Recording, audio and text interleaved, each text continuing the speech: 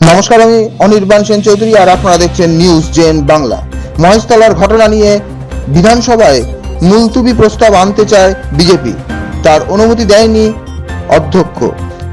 বিক্ষোভ দেখাতে থাকেন বিজেপি বিধায়করা, পরে বিধানসভা থেকে ওয়াকআউট করেন।